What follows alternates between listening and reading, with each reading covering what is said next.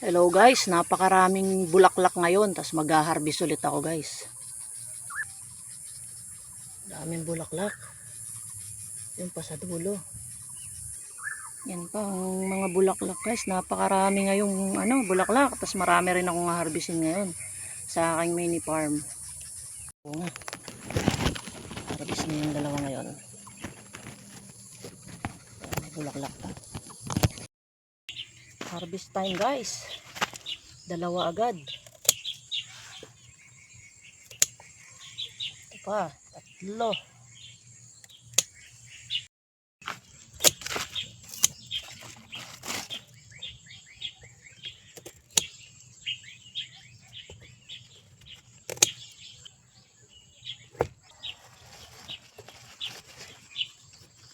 Laki.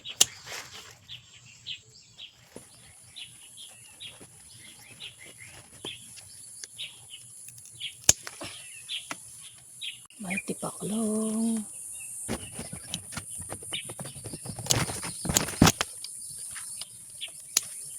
Siya, dalawang bulaklak. Tingnan natin to.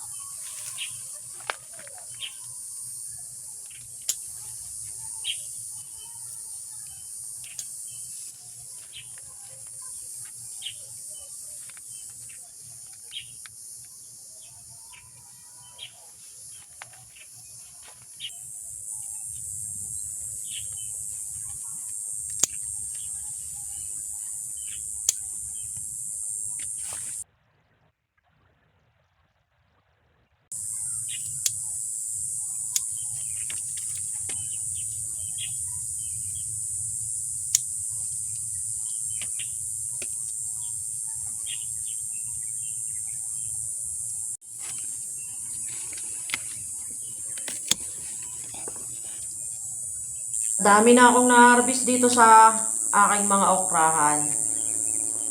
Kaya matangkad na. Mas matangkad pa sa akin ang mga puno.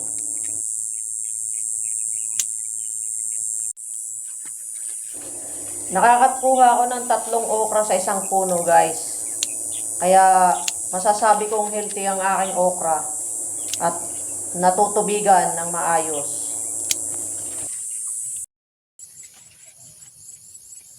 First harvest to.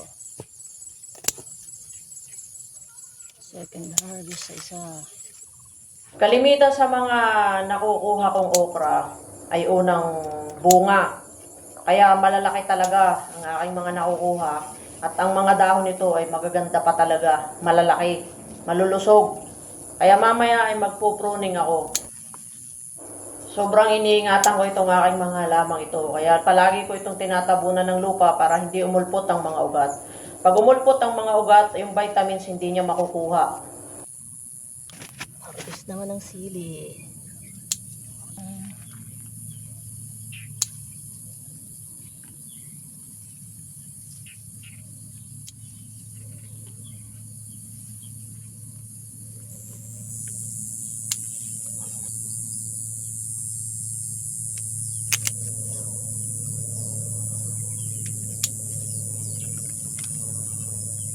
Siling hindi ko lahat kukunin guys.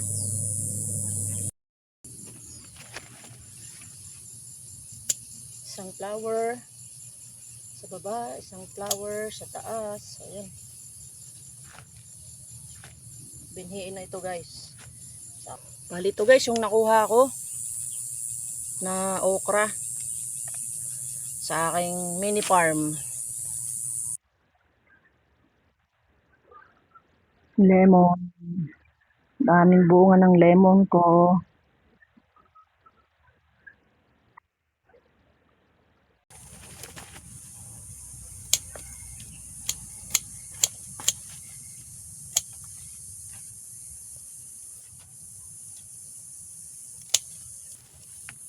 Ano naman ang sitaw.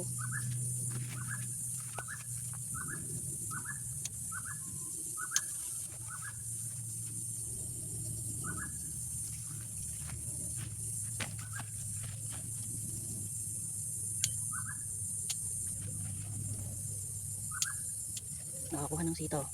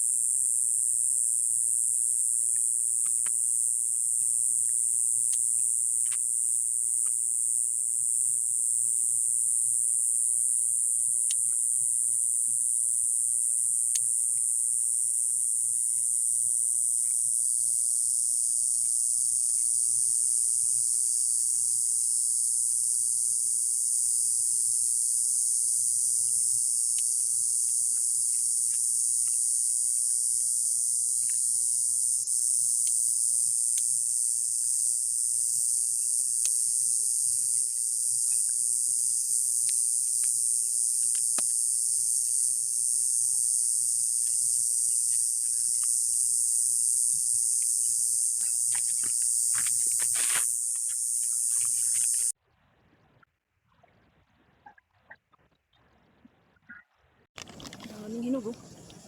Siyempre ito. Daming hinog. Siya oh. Wow. Magpo-pruning tayo guys. Para yung mga bulaklak, tsaka yung mga bunga ay lumaki. Masyadong malalago at matataba ang mga dahon. Kaya ating babawasan dahil yung mga puno, yung puno ng okra, hindi naaarawan dahil dun sa dahon. Kaya mas mataba yung mga dahon kumpara sa mga mga bunga.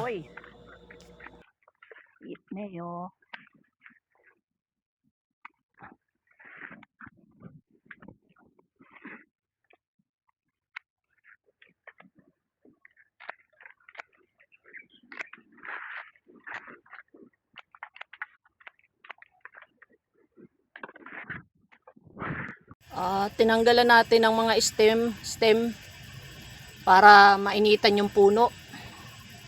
Masyadong malalago ang dahon, maliit ang bunga. Ayan. Para lumaki yung mga bunga. Kaya ang purpose ng pag-pruning natin, para lumaki yung bunga. At ang tumataba ay yung mga dahon ay. Tulad nito, sobrang healthy ng mga dahon guys oh. Ayan. Sobrang taba ng mga dahon. Kaya tinanggalan ko ng ng mga sanga-sanga, ng mga stem,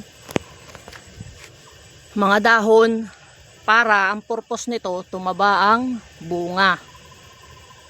Para mainitan yung katawan. Mainitan yung puno.